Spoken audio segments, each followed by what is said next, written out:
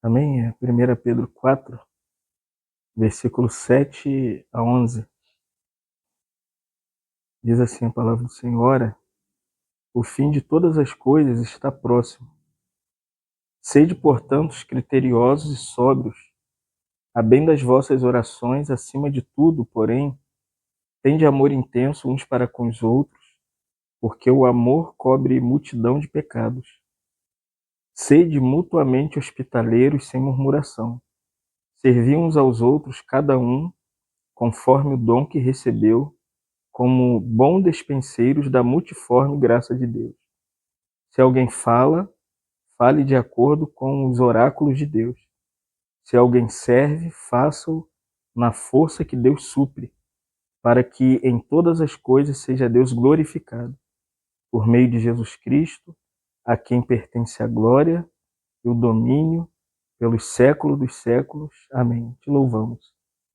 Agradecidos pela tua graça derramada sobre nós, da sua igreja aqui em Angra dos Reis. Senhor, fique conosco nessa noite. Fala a nós, revela-nos a tua palavra, que nós pedimos a ti pela obra do teu Espírito Santo. Em nome de Jesus. Tem caminhado um pouquinho sobre o livro de Pedro, né? As minhas últimas comunhões, tanto em Maricá, Levi Gasparian, em Itaboraí, Miguel Pereira, porque a epístola de Pedro, ela se encaixa bem para aquilo que a gente chama de necessidade atual da igreja, né? Uma situação em que o cenário atual, tudo expõe isso que Pedro inicia dizendo: o fim de todas as coisas está próximo, né? Alguns têm aquela famosa teologia da esperança, né? Que as coisas vão ficar boas, que as coisas vão se resolver. Alguns é um pouco até incrédulo, né? Na situação de que o mundo não tem mais jeito. E nos dias de Pedro não era muito diferente dos nossos, né? E Pedro, ele passa por toda essa situação naquele primeiro século em que a igreja está sendo perseguida, né? Por Nero, e alguns cristãos são mortos, incendiados e colocados em Roma para incendiar a própria cidade, né? Por causa do testemunho que eles tinham como cristãos naquele tempo. E Pedro nos convida a que não só a igreja, né, e não só chama os irmãos a entender a identidade que havia neles, para eles suportarem os sofrimentos, mostrando que eles eram regenerados, né, para uma viva esperança da vocação até a revelação de Jesus Cristo, não só mostrando a necessidade que eles também teriam como cristãos naquele tempo do fim de perseguição, que eles deveriam ser santos, né? Um regenerado também precisa experimentar a vida de santificação, que é o segundo grande processo da salvação. Então, Pedro não só trata daquela salvação para a igreja como um todo, a igreja local, né? E, na verdade, a gente poderia dizer que essa igreja é uma igreja que estava crescendo em meio ao sofrimento.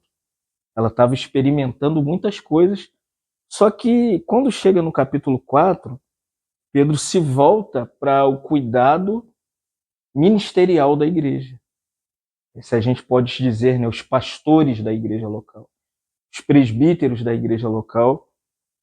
E ele diz que nesse momento exigia, primeira coisa, ele diz, vocês têm que ser criteriosos, né? Vocês têm que saber discernir a situação e o tempo que vocês estão vivendo. Qual é a situação, qual é o tempo, qual é o momento, qual é a era que eles estavam vivendo ali? Aquele período, né, em que a igreja está sendo perseguida. Pedro diz, cabe ao ministério, aos irmãos que cuidam da igreja, porque essa igreja, ela não era simplesmente uma igreja na cidade de Roma, ela estava espalhada pelo Ponto, Galácia, Capadócia, Ásia e Bitínia. Então, é algo que extrapolava a questão da igreja local. A gente pode dizer, aqui aponta muito mais para a igreja universal, né? Essa igreja maior, constituída de irmãos espalhados por muitos lugares, eles falta a necessidade principal do critério e da sobriedade, né? Então, duas coisas pontuam, se você está seguindo, né, ali as pisadas do Senhor para o cuidado da igreja, primeiro, a gente tem que ter critério no cuidar dos irmãos. Segundo, tem que ter sobriedade para resolver a situação dos irmãos. Porque tem coisa, irmãos, que não está na base daquilo que a gente tem que fazer ou que a gente acha que tem que fazer. A parte de tudo isso, Pedro diz, vocês têm que ter sobriedade. Eu acho que a necessidade principal, a gente que tem andado um pouco pelas igrejas, olha, irmãos, é tempo de sobriedade. É tanta dificuldade em família, relacionamento conjugal, relacionamento de irmãos na vida da igreja. E terceiro ponto aqui, para que haja critério, para que haja sobriedade, Pedro diz, vocês têm que se dedicar à oração. Não tem como você ter critério, sobriedade, se você deixa de lado a vida de oração. Então, a vida de oração é, na verdade, o combustível principal para a manutenção do pastoreio da igreja local. E se a gente não ora pelos irmãos, a gente só critica, só ataca, né? Abandona, não quer saber das pessoas. E, na verdade, Pedro está dizendo, orem. O chamado nesse tempo para o ministério, nesses dias finais, né? Eu acho que a gente deve orar mais. Orar mais, né? Orar mais pelos irmãos. Eu vim de uma situação, estou lá na casa do Léo e a gente estava conversando, né? Não vou expor, mas olha, irmãos abandonados, muito tempo, extrema miséria, você tem um vaso para sentar, banheiro com negócio, irmão, assim, é de chorar, entendeu? Porque as pessoas perderam a sobriedade, o critério no cuidado da igreja. Porque não ora. Se você não ora, como que você vai? O que impulsiona a obra do ministério, por isso que é interessante, né? Atos capítulo 6, versículo 2 ou 4, Lucas diz que duas coisas os irmãos faziam, os apóstolos, né? No primeiro século faziam, dizendo assim, nós nos consagraremos ao ministério da palavra e às orações. A maneira do cuidado da igreja é uma consagração à oração. Se não houver um grupo de homens em torno da pessoa do nosso Senhor Jesus Cristo, né? Ou de joelho dobrado, ou em pé, ou não sei a forma, porque não tem forma de orar, né? O Senhor não definiu uma forma de orar, mas o Senhor mostrou que a necessidade principal para o ministério, os deveres dos crentes que cuidam de outros crentes, não é estar sobre a igreja, manipular a igreja, fazer com que a igreja seja surrada, né? Não, é por uma vida de oração, para guiar a igreja. Esses últimos dias, viajando, o que eu percebi foi isso. Embora a gente veja irmãos tão ativos, né? Querendo fazer tanta coisa, querendo agir, querendo... E, na verdade, Pedro nos convida, olha, você tem que ter vida de oração para que haja critério, para que haja sobriedade. E Pedro, assim, acima de tudo, no versículo 8, é outra coisa que sobrepõe-se ao critério, à sobriedade, à vida de oração, que é esse combustível. Ele fala que é o amor. Né? Jesus até mesmo falou, né? Por se multiplicar a iniquidade, hoje é tempo do fim, é um tempo, irmão, não estou falando da iniquidade do mundo. O que eu tenho visto é iniquidade na igreja.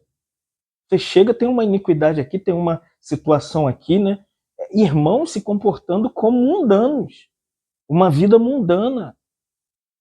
Parece que as coisas do mundo penetraram tão grande a vida da igreja que Pedro diz aqui, se não houver intenso amor um para com os outros, dificilmente a gente vai acolher o pecador que se arrependeu ou aqueles irmãos que ainda precisam se arrepender. Por isso Pedro diz, o amor cobre multidões de pecados. E esse amor aqui não é o amor fileu, o amor que eu tenho como irmão para você. Não é esse amor que cobre pecado. Esse amor é assim, a hora que você briga comigo, faz uma coisa que não é do acordo, eu falo, irmão Marlon, eu estou indo embora. Porque não dá mais para seguir contigo, não dá mais para reunir junto na igreja.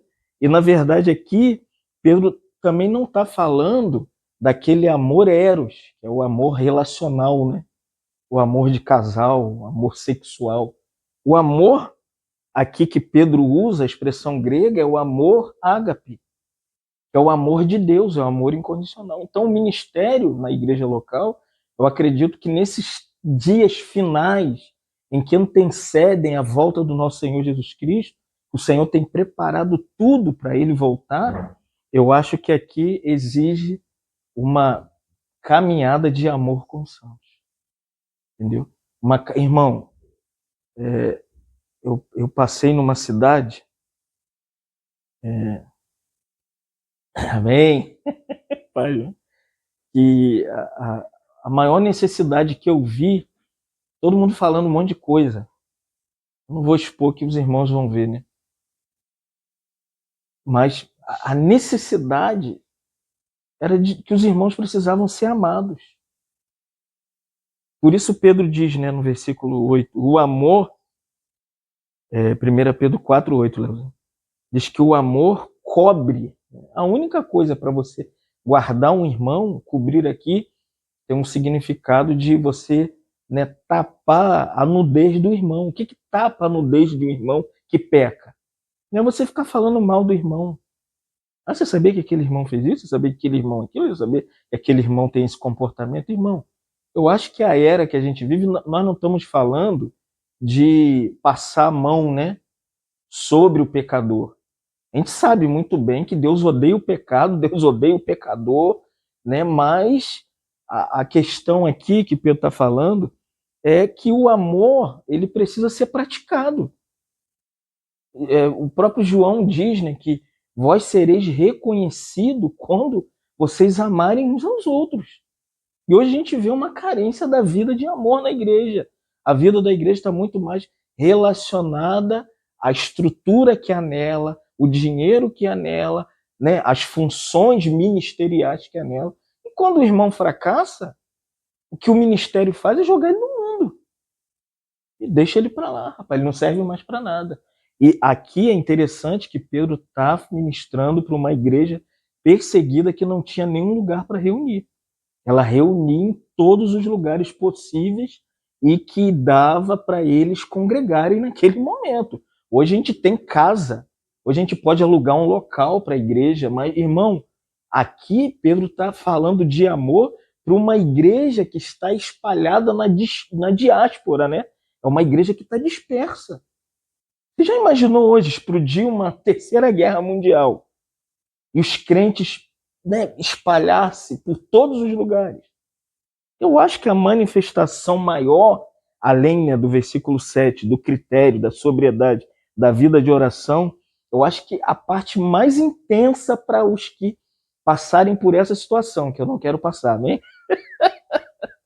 Eu não quero passar, mas se nós passarmos, irmão, eu acho que o amor vai cobrir muita gente pecadora. Mas será que todo mundo tem esse coração no ministério? Porque hoje, quando você olha para o ministério está mais relacionado a valor, status, posição, quem tem, aonde você estudou, qual é a sua graduação. Né? Eu tive com o irmão, que o irmão falou para mim, mas onde você estudou? Da onde você veio? O que você fez? Eu falei, eu li. Mas o que você leu? Eu li isso, li isso, li isso, li isso, li isso. Irmão, o ministério é justamente esse.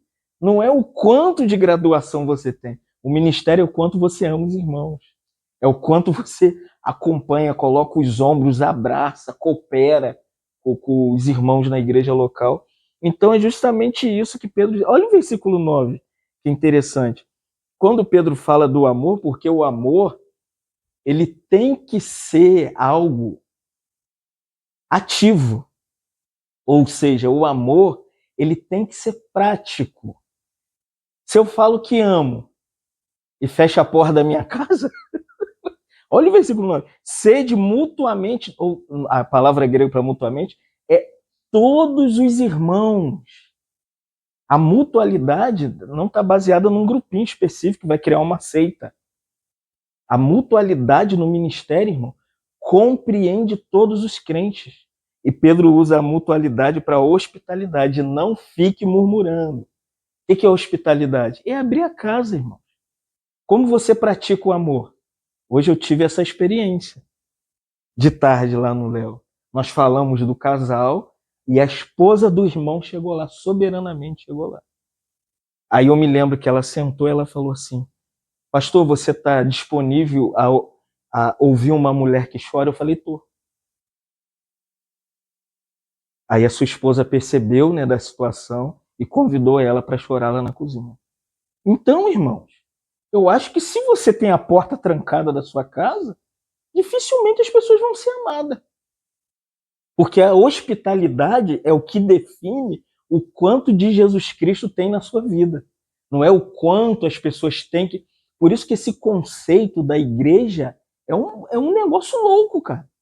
Que as pessoas às vezes falam assim, cara, eu vou lá, eu sento lá. Já viu que as pessoas falam? Eu saio da mesma forma. Mas quando chega num discipulado, numa reunião de casa, ela fala, caramba, eu encontrei o Senhor aqui. Eu vi o Senhor na sua vida, eu ouvi a palavra, eu entendi a palavra. Então a hospitalidade aqui, na verdade, é porque a perseguição vinha e o lugar de amparo no primeiro século era na casa dos irmãos. E vamos ser sinceros, irmão, qual é o lugar que a gente mais se sente sossegado? É na casa dos irmãos. Eu estou vindo agora de Miguel Pereira, Levi Gasparian, só na casa dos irmãos. E não é irmãos ricos, não, com casa boa, não, irmãos. Irmãos simples, com o coração alargado, como aqui, o irmão que tem uma estrutura. Irmãos, eu vou te falar uma verdade. Eu acho que o movimento de igreja caseira nesses últimos dias é para calar a boca do Satanás, irmãos.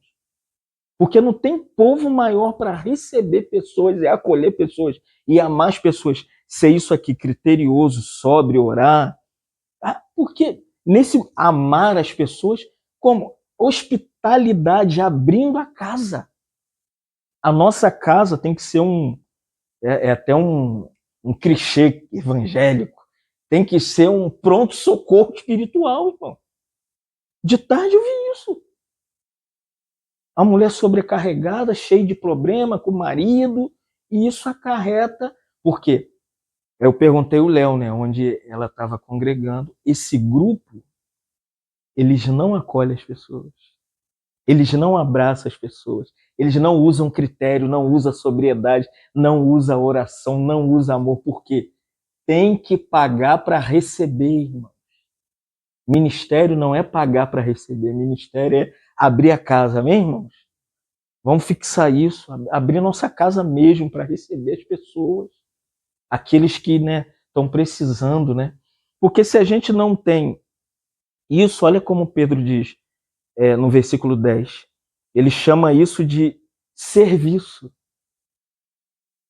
Você entendeu o que Pedro está dizendo? Ser criterioso, do versículo 7, sóbrio, orar, amar, ser hospitaleiro. No versículo 10, Pedro mostra o que é isso. Ele fala, isso é ministério. As pessoas acham que ministério é quanto você estudou na faculdade de teologia, né? Acha que você tem que ser um acadecista, né? Tem que ser um... Rapaz, enquanto Pedro diz assim, servir uns aos outros. A palavra grega aqui é o quê? Diaconia. É serviço, ministério. O meu ministério é para você, o seu é para mim, o seu é para ele, o seu é para ele, o seu é para mim. Irmão, se a gente visse o ministério como um coletivo que abraça todo o corpo, e esse ministério é o dom que você recebeu e cabe para mim, eu falei para os irmãos, eu falei, irmão, no retiro que a gente vai ter em novembro, eu falei, eu estou sobrecarregado. Tem que chamar alguém, irmão. O ministério não é você sozinho. Você prega, você canta, você fala, e você faz, e você acha. Irmão, ministério é isso aqui que Pedro diz, ó, é serviço. Cada um sirva conforme o dom que recebeu. Eu não tenho o que você tem, Marlon. Não tem como, cara. Eu não tenho o que o Leozinho tem. Eu não tenho o que Pedro tem, o que Amadeus tem, o que o D'Angelo tem. Irmão, se a gente enxergasse o ministério como aquela diversidade que nos faz ter o elo da unidade, da unanimidade da fé, irmão, quanto respeito haveria entre os pastores.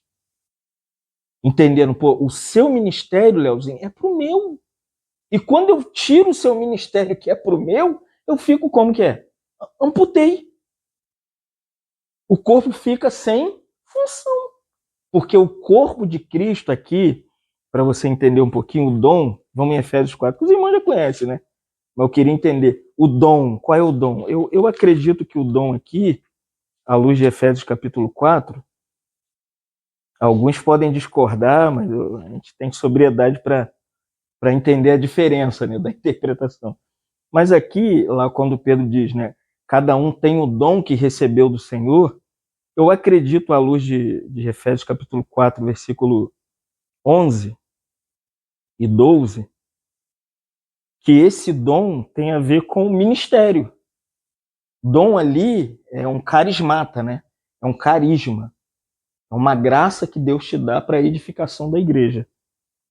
E ele diz assim, Paulo, né? E ele mesmo, versículo 11, concedeu uns para apóstolos, não tem mais, amém? Amém. Não cremos em apóstolo. Esses apóstolos da televisão é tudo mentiroso. É, apóstolo bom é apóstolo morto, igual Augusto Nicodemo diz. Outros, para profeta, também não tem mais. Cabe aqui até uma dica de 2 livraços de Nicodemo, né? É os apóstolos e os profetas. Saiu do novo dele agora, pela editora Cultura Cristã. Agora, os 3 últimos ministérios, ou os últimos 2 ministérios, do versículo 11, eu acredito que são os dons essenciais à igreja local. E primeiro, Paulo diz, né, evangelistas e outros para pastores e mestres, versículo 12, com vista ao aperfeiçoamento dos santos para o desempenho do seu serviço para a edificação do corpo de Cristo. Então, eu acredito que o dom concedido à igreja, primariamente, são 3, ou alguns vão dizer que são 2, né? Colocam pastor-mestre na mesma função. Mas eu entendo aqui que o pastor é sempre o mestre é sempre o pastor, e tem pastor que é evangelista. Então você não tem como tirar um pacote só, que é um presente grande. Quando você desenrola esse pacote, o presente cabe o evangelista, aquele que prega as boas novas do evangelho, o pastor, que é o que cuida de pessoas, visita, né, alimenta, abre a palavra, ensina a palavra, discipula, está envolvido com o encontro de casais, está envolvido com o encontro de jovens, ele participa do coletivo da igreja. E o mestre, esse aqui, é o dom mais necessário à igreja. Sabe por quê? Por causa do versículo 13. Paulo diz assim, minto, versículo 14, para que não mais sejamos como meninos agitados de um lado para o outro, levados ao redor por todo vento de doutrina, pela artimanha dos homens, pela astúcia dos quais induzem ao erro. Hoje nós vivemos isso aqui nesses últimos dias, irmão. Não tem uma era mais necessária do que pastor-mestre na igreja local. Né? Nós estávamos conversando que a comunidade aprendeu a discernir mesmo com um grupo pequeno. Se chegar aqui e falar que não existe a Trindade, não existe a pessoa e a obra de Cristo, que não vai ter o arrebatamento da igreja, né? Que Jesus não é Deus. O camarada vai sair ali, meu filho. Ó, irmão, mas não vamos brigar com ele, né? Mas nós vamos, ó, irmão, você se retira porque nós temos as bases da fé central. Agora, o que é peculiar, uso de véu, batismo nas águas, santa ceia, lava-pé, essas coisas a gente não discute, irmão. Arrebatamento da igreja, milenismo, dispensacionalismo, nessas coisas nós somos gerais. Cada um crê como quer. Agora, o que é central à nossa fé é necessário, irmão, como eu estava conversando com o Léo. É tanta invenção de moda, Léozinho. O cara chegou com um negócio novo. Se você fizer isso aqui, isso vai dar certo. Mas, irmão, abraça, cara. Aí você volta lá na comunhão da igreja, aquele grupo acabou. Aqueles irmãos foram embora, foram para onde? Estão reunindo lá do outro lado da praça e diz que não precisa mais da palavra de Deus. É isso que Paulo está dizendo, para que não sejamos levados como meninos por qualquer vento de doutrina. Isso é ministério. Então, os 3 ministérios, né, que 1 Pedro 4, versículo 10 diz que é o dom que recebemos, ele diz que a gente deve usá-lo, né, como evangelista, como pastor mestre na igreja, voltando para 1 Pedro 4,10, ele diz assim, como bons despenseiros da multiforme graça de Deus. Essa palavra aqui é muito interessante. Falei muito, né, que eu estou estudando com os irmãos de Itaboraí, o livro de Colossenses. Fala muito da mordomia cristã. É pouco falado, mas nós somos mordomos, irmão. MacArthur, é até inacreditável, né? Que o MacArthur dormiu no Senhor. A igreja perdeu, depois de Calvino, é o maior expositor da Bíblia. Nós perdemos o maior dom, a igreja está pobre. Quer ver daqui a 20 anos a pobreza? Você vai ver a igreja. Perdemos Pro, irmãos. Perdemos Stott. Quem mais que nós perdemos? Lloyd Jones. Nós perdemos. Aquela era de ouro só tem um vivo. Piper. Tem até uma fotinha, Piper empurrando assim. É o último, irmão. Daquela geração. Você vai ver a igreja. Né? Então, quando a gente olha hoje, aqui quando Pedro usa a expressão, né, dispensação, é mordomia. O que é uma mordomia? Aqui o comentário de MacArthur, de 1 Pedro, ele diz que é como nós fôssemos garçons. E que a comida já está processada, a comida já está preparada. Você, como um mordomo da casa de Deus, você pega os pratos, né, que é a palavra, e você distribui no cuidado pastoral, ou alguns como evangelista, outros mais necessariamente como pastor e mestre, ensinando, engajado no discipulado, na pregação do evangelho da graça, e você sustenta os irmãos. Hoje eu acho que essa era, ela precisa muito nesse tempo do fim de mordomos da casa de Deus. Eu nunca vi era tão louca. O camarada, ele leu um negócio ali, que agora é a ascensão, o cara pega aqueles cortes do Instagram, ele acha que ele ouviu uma pregação. Aí o cara vem, não, eu ouvi uma. Eu falei, você não ouviu não, irmão. Você não ouviu uma pregação. O que você tem lido? Vamos dizer claramente, eu acho que 90% desses crentes que o IBGE falou que o Brasil, aquele censo, que o Brasil é uma colônia evangélica, é mentira, irmão. O que tem de pessoas servindo no cardápio da igreja um outro alimento, como Paulo chama lá em Efésios 4,13, de vento de doutrina, não está no gibi, irmão. Todo dia tem um vento novo. Agora é a igreja preta, agora é a igreja sei lá do que, agora é a igreja tal, agora...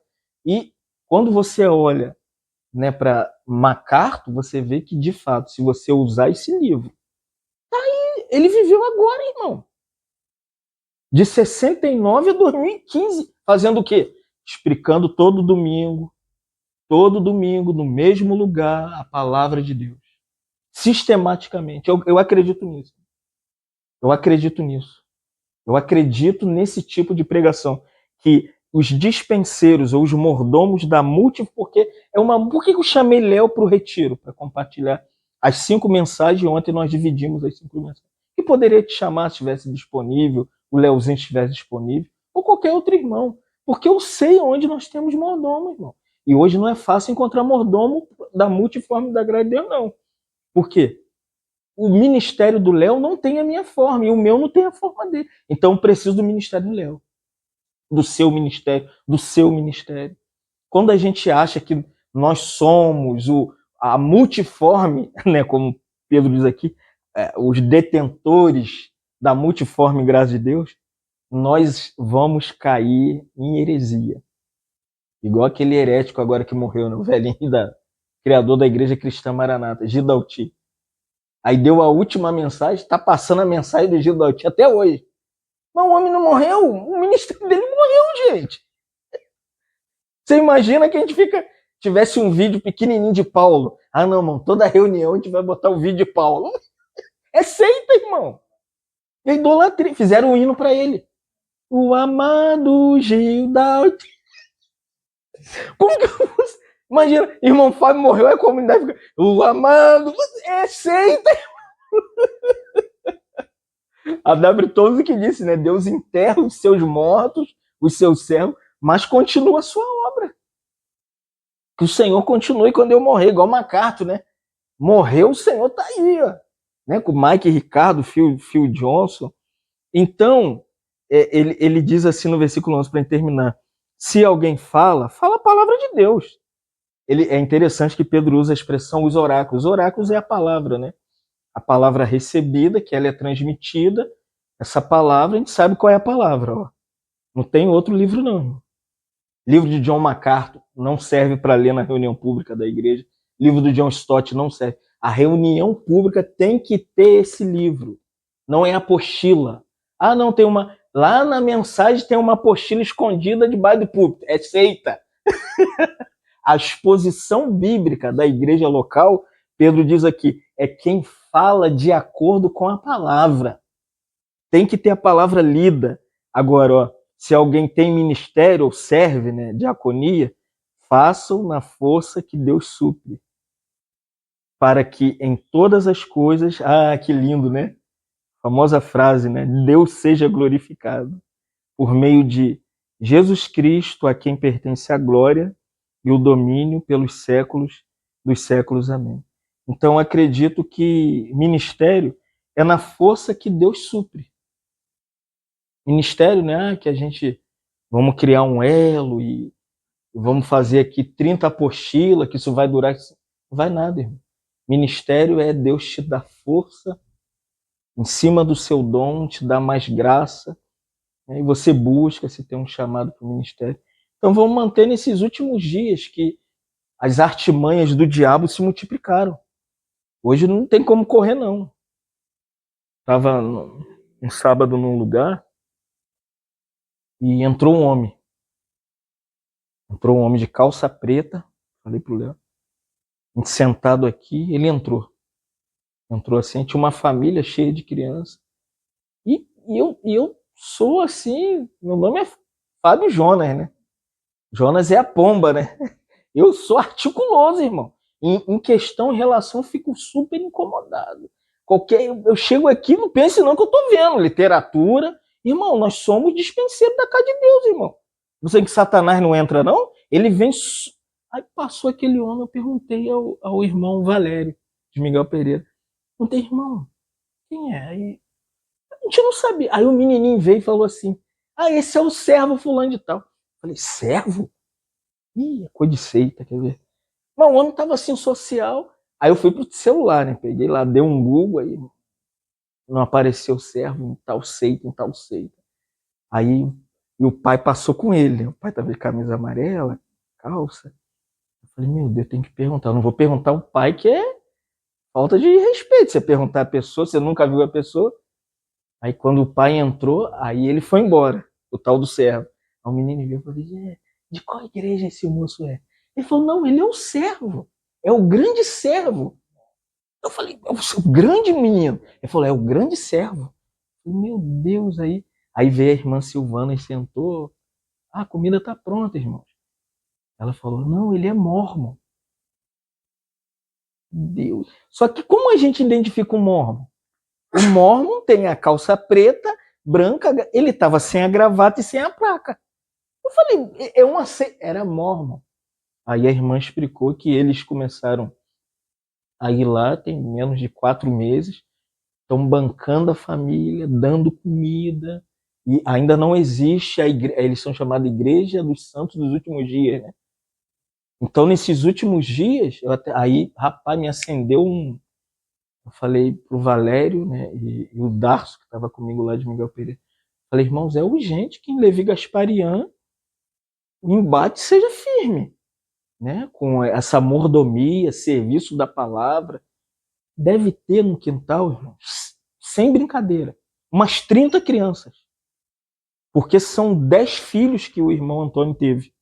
E teve netos e bisnetos, rapaz, o quintal. E os mormons chegaram com tudo. Eu falei, irmãos, eu acho que é tempo da gente pastorear eles. Então, porque os últimos dias é isso mesmo, irmão. Não brinca em Angra não, amém, irmão?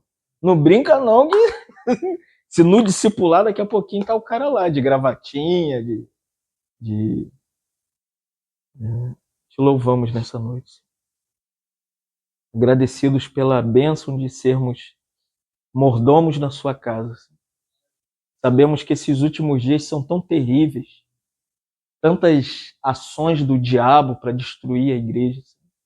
Vemos tantos falsos ensinamentos como Paulo falou, tantas artimanhas, tantos ventos de doutrina para que os meninos, Senhor, se desviem da tua palavra. Senhor, mas nessa noite pedimos pela igreja de Angra, Senhor. Toma a comunidade aqui nas suas mãos. Senhor, continue mantendo o presbitério da igreja vivo, um ministério sadio, criterioso, sóbrio, homens de oração, homens que amam, homens hospitaleiros que abram as suas casas para acolher, para abraçar, para amar os irmãos. Ó Senhor, nessa era de tanto desvio doutrinário e teológico, pedimos a Ti, preserva a sua igreja, mantenha os seus filhos, Senhor, que a chama do discipulado nunca apague, Senhor, que haja muitos estudos na casa dos irmãos, que haja também ações práticas, vidas devocionais, vidas consagradas, vida de santidade na igreja, Senhor. Lembramos nessa noite do Amadeus, a sua mãe. Socorra o Amadeus nessa noite. Socorra a sua mãe também. O Senhor possa amparar a família do Amadeus que tantas vezes nos recebeu, a Cleide, sua casa, sua família. Também toma o irmão Beto, Senhor, nessa noite, que está enfermo. Visita o Beto, Senhor. Toca o seu coração. Abençoa a sua casa. Senhor, também lembramos da reunião amanhã na Sílvia. Prepara aquele ambiente, Senhor. Joga por terra todo espírito de confusão, todo ataque do inimigo, que amanhã possamos nos reunir para adorar o seu nome, para lermos a sua palavra, para sermos edificados como igreja. Senhor, abençoa também o lar do Marlon, Senhor, que sempre tem um coração hospitaleiro de nos abençoar, de nos receber. Senhor, muito obrigado pelo Marlon, Andressa, sua casa, sua família, também o Leozinho. Obrigado, Senhor, que tem nos recebido há muitos anos. Abençoe o Zilene, onde ela estiver. Toma os filhos do irmão Leozinho. Abençoa a sua casa. Senhor, também o Léo, a Elaine. Obrigado pelo coração dos irmãos ali, todos os irmãos da igreja. Somos gratos pela família do Pedro, Senhor. A Roseli, toma em tuas mãos. Guarda a irmã, Senhor, que também todas as vezes que vamos ali nos acolhe, nos recebe, nos abraça. Nunca disse não para nós, Senhor. Por isso, cuida dos irmãos e abençoe nessa noite, Pai. Em nome do teu Filho, Pai. Amém, Senhor. Amém.